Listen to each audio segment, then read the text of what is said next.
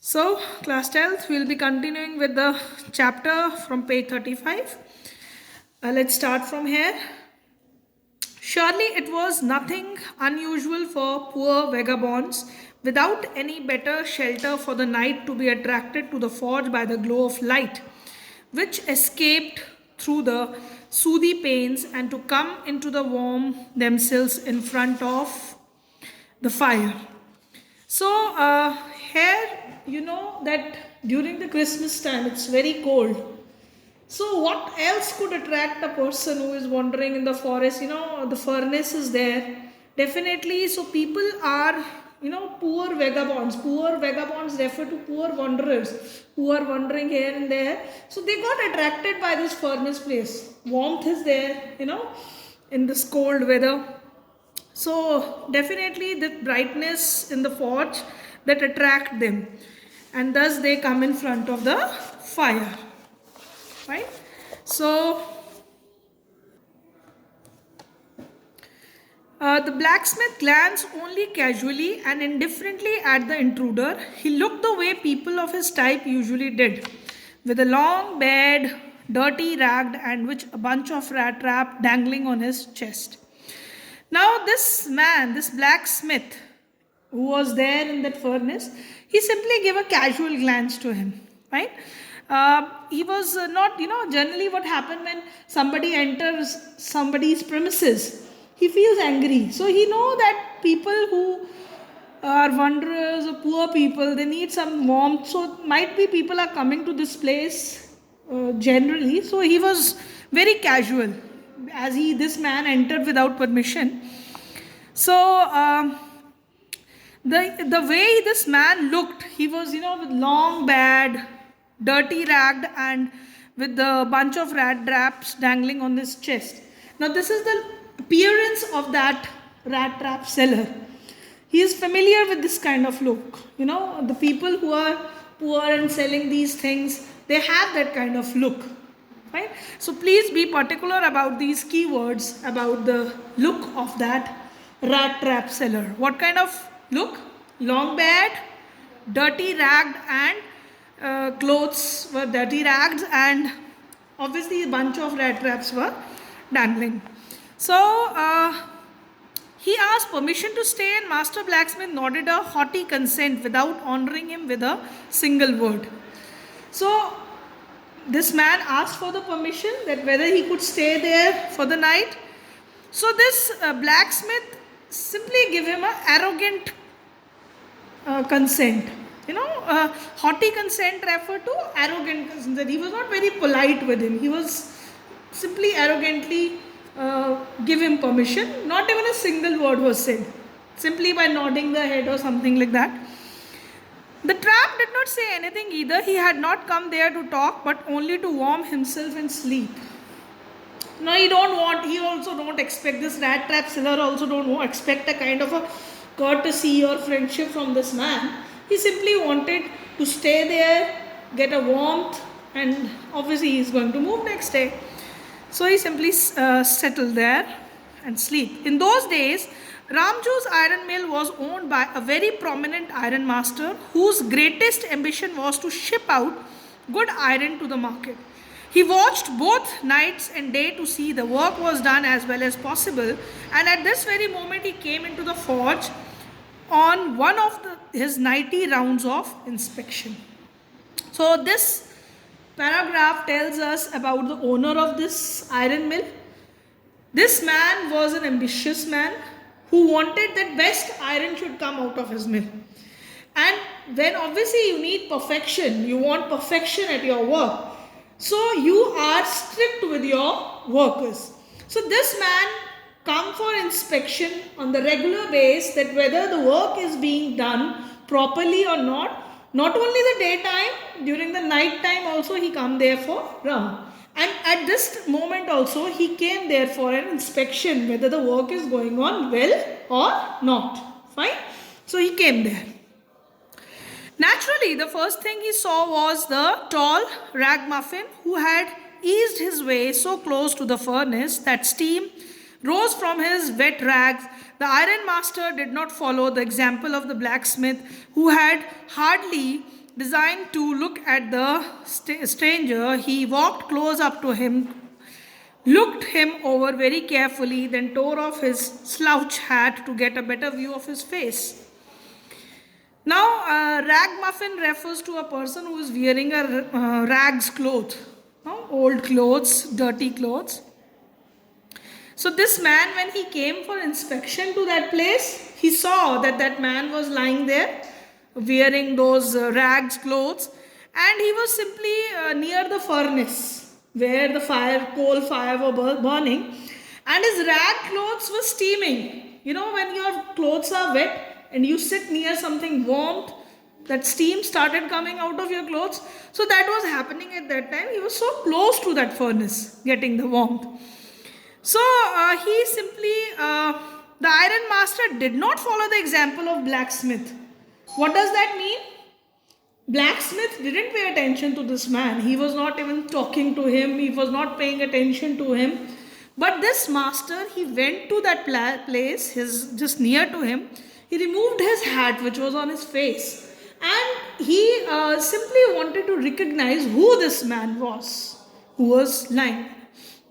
So that shows that he is being a little bit more worried who this man is, who is lying out there.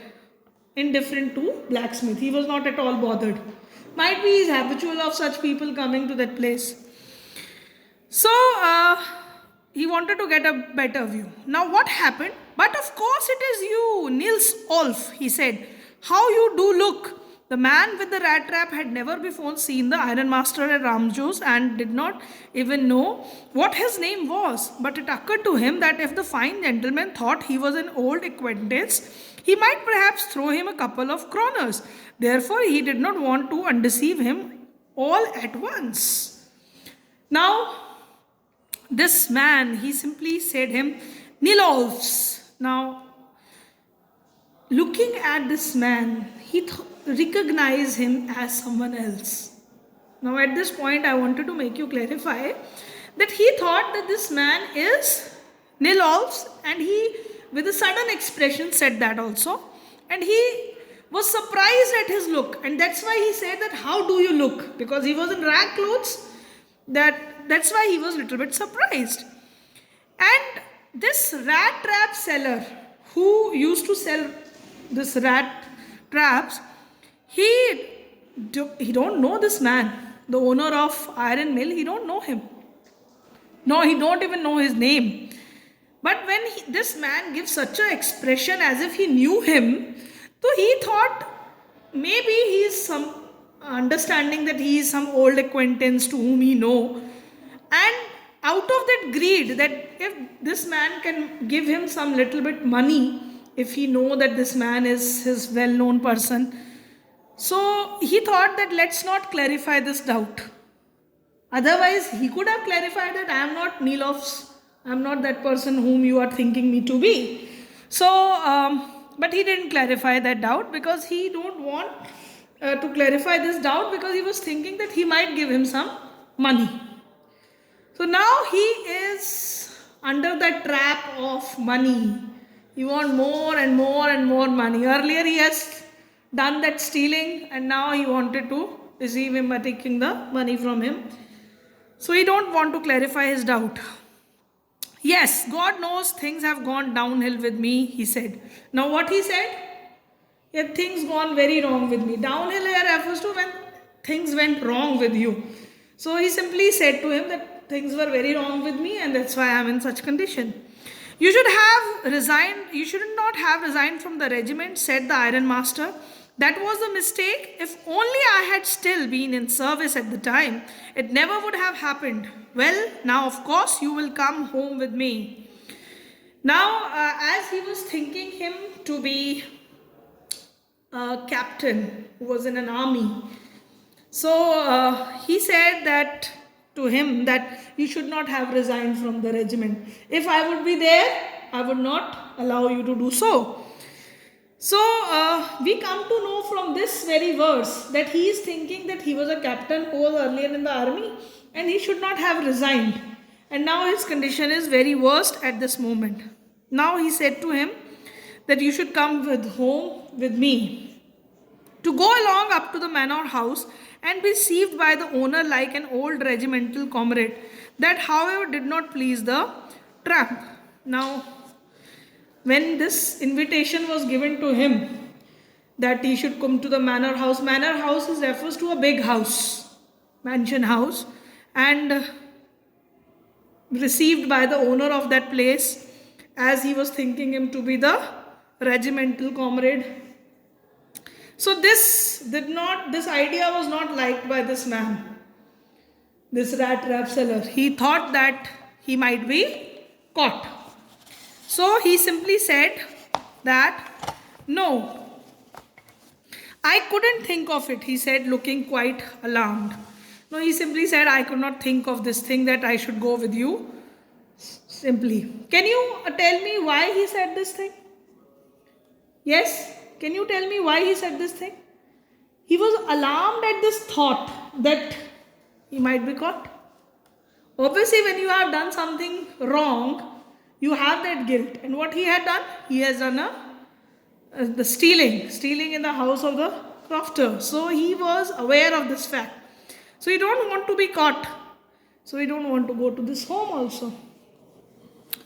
So he was a little bit alarmed at this moment. He thought of the 30 kroner to go up to the manor house would be like throwing himself voluntarily into the lion's den. See, the idea is coming up. He knew that if I will be going to his house, that manor house, that means I am throwing myself to the lion's den.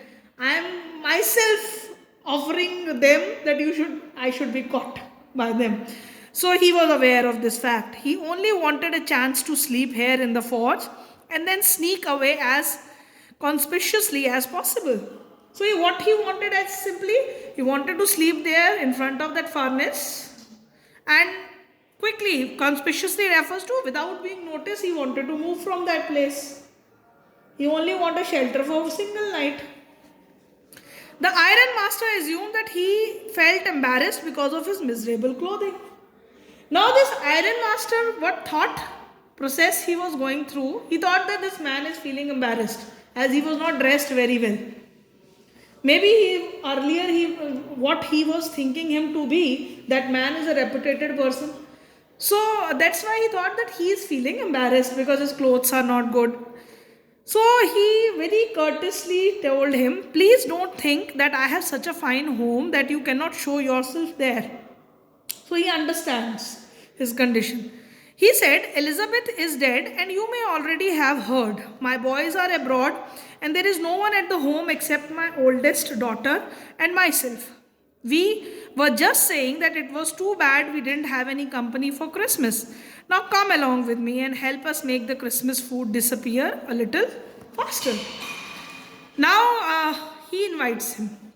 And he also explained him all about him, that his wife, Elizabeth might be his wife. She is dead now and his sons are not there. They are abroad somewhere. And he is only living with his eldest daughter. So, and they were simply thinking this year also that they won't be having any guest for Christmas. So he wanted him to be celebrating this Christmas Eve with them, so that they can have feasting and enjoying together. So this verse also tells us that this man, this iron mill master who was thinking him to be someone else, that person might be his very good friend. That's why he is inviting him. Right? So he wanted to spend time with him. But the stranger said no and again no, and the iron master saw that he must give in. Now, there was no response from this rat trap seller. He knew that he might be caught. So he simply said no, and then he gave up the idea. It looks as though Captain Von Stale preferred to stay with you tonight, Sturgeonstrom, he said to the iron blacksmith, and turned on his heel. Now what he did, he says to his blacksmith who was in the furnace, what is the name of the blacksmith now? Sturgeonstrom, right? It is the name of that blacksmith. He said that it looks that this Captain Von Stale. Now from here, this paragraph we come to know about the name of that person to whom he was thinking him to be. He was thinking that this rat trap seller is a Captain Von Stale. Fine. So he thought that this man is that person, and he simply wanted to stay here with you. And we also come to know the name of this blacksmith from this line. And he simply turned away and moved away from that place quickly. Turned on his heels means he moved fastly from that place. But he laughed to himself as he went away, and the blacksmith, who knew him, understood very well that he had not said his last word. Now, what is that? Now, this man laughed. Going away, he laughed. Why he laughed? It is understood by blacksmith. This blacksmith who worked in his furnace, he knew him very well. So, what he analyzed from this laugh, that these are not his last word. He is going to come again. He is definitely going to take this man to his house. He understood him very well. That's why he know that these are his not last word. Maybe he is going to come back. It was not more than half an hour before they heard the sound of carriage wheel outside the forge and a new guest come in. But this time it was not the iron master. He had sent this daughter, apparently hoping that she would have better power of persuasion than he himself. Now after half an hour, that carriage came there in front of the forge, and his daughter has come there. He sent his daughter. So he thought that she is going to persuade that man, force that man to come to their place. Because women have that better ability to show that courtesy and force a person to no, please do that. So you might have seen it in your journal example also, when your mama says something very politely, you are pushed towards it, you do that thing. So the women have that ability naturally. Fine. So he sent his daughter so that that guest could be invited to their home. She entered, followed by a valet carrying on his arms a big fur coat. She was not at all pretty, but seemed modest and quite shy. In the forge, everything was just as it had been earlier in the evening. The master blacksmith and his apprentice still sat on the bench, and the iron and charcoal still glowing in the furnace. The atmosphere is same. Valet refers to the person who drives, assistant kind of a driver or something. He came there. He was having a big fur coat on his arms. This girl was not very pretty, but she looked very decent. Modest referred to decent, and she was quite shy also. And when she came there in the forge, everything, the atmosphere is like that only. The master blacksmith is working with his apprentice. Apprentice refers to trainee who is learning some work under some specialized person. So they were sitting on the bench, iron and charcoal. This work is going on in the furnace like that. Now the stranger stretched himself out on the floor and lay with a piece of pig iron under his head and his hat pulled down over his eyes. As soon as the young girl caught sight of him, she went up and lifted his hat. The man was evidently used to sleeping with one eye open. He jumped up abruptly and seemed to be quite frightened. Now this girl also, observing that man, he was lying on the pig iron. Piece of pig iron means a kind of a block which was kept under his head as a pillow. He was lying there, and she went there. She also removed that hat from his face. And this man jumped quickly. He was a little bit afraid that somebody removed his hat. Why he was afraid? Of being caught. That in subconscious mind, when we do something wrong, we are feeling afraid. Otherwise, why should he feel afraid of anyone?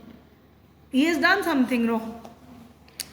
My name is Edla Wilmanson, said the young girl. My father came home and said that you wanted to sleep here in the forge tonight, and then I asked permission to come and bring you home to us. I'm so sorry, Captain, that you are having such a hard time. Now, the name of this iron mill master daughter's name is Edla Wilmanson. And this young girl, she says that my father came home and he told him that you wanted to sleep here only in this forge. And she is forcing him that we wanted that you should come to us to our home. And she also feels sorry, addressing him as captain, that you are having such a bad time. That must be told to his daughter by his father only, that captain is there in the forge and he is having a very bad time. Now she looked at him compassionately with her heavy eyes, and then she noticed that the man was afraid. Either he had stolen something or else he had escaped from jail. She thought and added quickly, "You may be sure, Captain, that you will be allowed to leave just as free as you came. Only please stay with us over Christmas Eve." Now she is very sympathetic. Compassionately refers to sympathetically, when we show sympathy towards him. Someone with his heavy eyes. And she noticed, with that sympathetic eyes, she noticed that this man was feeling afraid. And see, either he has stolen something or else he has escaped from jail, she thought and added quickly. Now, this girl thought that it looks he is feeling afraid, as if he has stolen something or he is escaped from a jail. Now this very line is very important, as it is irony. It is the dramatic irony used here. Now what is dramatic irony? Yesterday I was discussing with you figure of speeches. The dramatic irony, which symbolizes irony, in this irony, you know that speaker is saying something. Actually, she doesn't mean that he is a thief, but he is a thief. Ironically, he is a thief. So that is irony, when the person who is saying something is correct, unknowing with the fact that what he is saying is right. So that is an ironical situation. So that is what this line represents. She don't know that he has stolen some money, and he has actually stolen a money, and he is feeling afraid because he had stolen that money. That's why he was feeling afraid. But unknowingly she predicted. And another thing we analyze about his daughter here is that she is very good observer. She is intelligent. She can observe from the human, how the way the person is behaving. She can analyze that he is feeling afraid, right? And afraid as if he has stolen something or escaped from jail. So, but analyzing this, she simply says that you are allowed to leave us just as free. That you are free to leave us anytime you would like to go from this place after the Christmas Eve. She said this in such a friendly manner that the rat trap peddler must have felt confidence in him. So the girl was so polite that this rat trap seller, he feel that confidence in her. That means he started believing her. He started trusting her. Right? So, it would never have occurred to me that you would bother me yourself, miss. He said, I will come at once. Now he said he don't want that you should bother with me so much. And then he agreed to go with her and accompany her. He accepted the fur coat which the valet handed him with a deep bow, threw it over his rags, and followed the young lady out to the carriage without granting the astonished blacksmiths so much as a glance. He simply looked at those blacksmiths and just giving a glance at him, and then he moved from there. But while he was riding up to the manor house, he had evil forebodings. Now when he was going to this manor house, now foreboding refers to the coming events. Some bad events are going to come in his life. What bad events? Why the devil did I take this fellow money? He thought. Now I am sitting in the trap and I will never get out of it. Underline these lines. These lines reflect his previous thought which he had earlier. Now he is himself finding himself in a trap. The trap of this goodness, the trap of people loving, showing care. He considered this world as a rat trap. And now he is questioning to himself that why he stole that money, why he has stolen that money from that man's house. And now he is in this trap because he is attracted towards that money, right? So he himself find himself in that trap. The next day was Christmas Eve, and when the master came into the dining room for breakfast, he probably thought with satisfaction of his old regimental comrade whom he had run across so unexpectedly. Now, next day was Christmas Eve, and this evening was not Christmas Eve. Next evening was Christmas Eve. So, in the morning, this man came for the breakfast, and he was very satisfied that this man to whom he met, old regimental comrade, this soldier to whom he had met accidentally, he was feeling very much satisfied. So might be captain must be his very good friend. First of all, we must see it that he gets a little flesh on his bones, he said to his daughter who was busy at the table, and then we must see that he gets something else to do than to run around the country selling rat traps. Now he was aware of this fact that he is so weak. It was described earlier also that his sunken cheeks are there. So he wanted that some flesh should be put on his bone. That means he should get something good to eat so that he get little bit healthy. And secondly, he wanted that he should be provided some kind of profession, that he should not go on selling the rat traps from door to door. So genuinely he wanted to help this man, thinking him to be captain. Fine. It is queer that things have gone downhill with him as badly as that, said the daughter. Last night I did not think there was anything about him to show that he had once been an educated man. Now queer means strange. The girl find it very strange that really things have gone downhill with him, means things have gone really bad with him.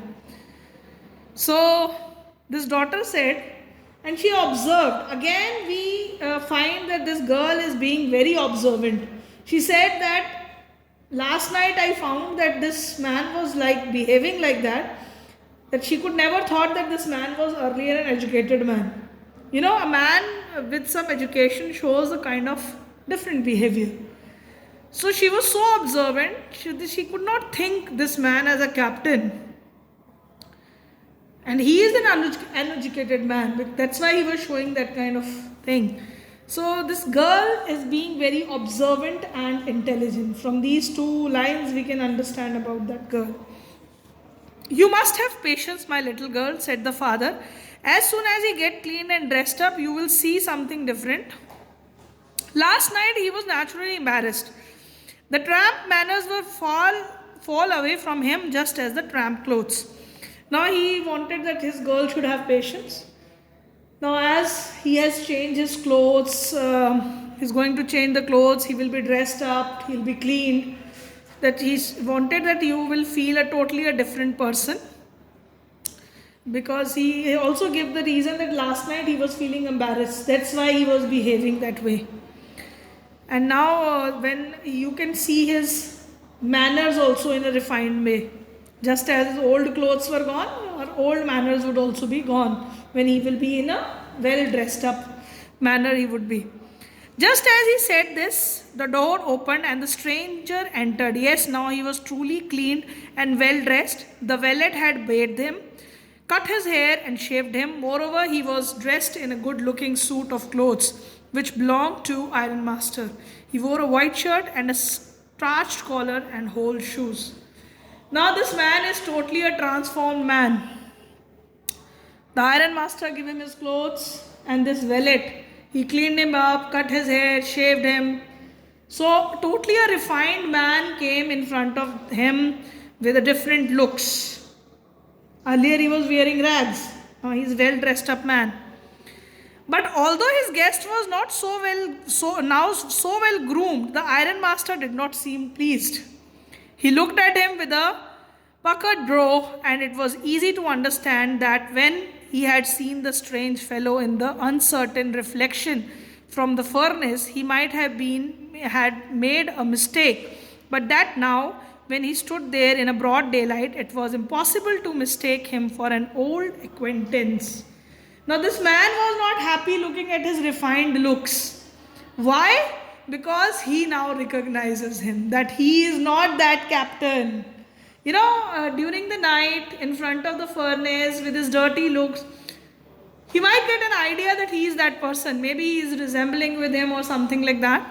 But when in the daylight, clean shaved, with look right in front of him, immediately he realized. That's why he puckered his brow, wrinkled his brow. When we have some doubt, we show like that expression, we have doubt.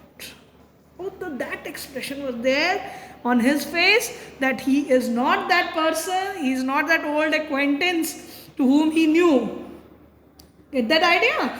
So now it is clear, the doubt was cleared here. So today we will be completing this lecture till here. We'll be completing the chapter tomorrow.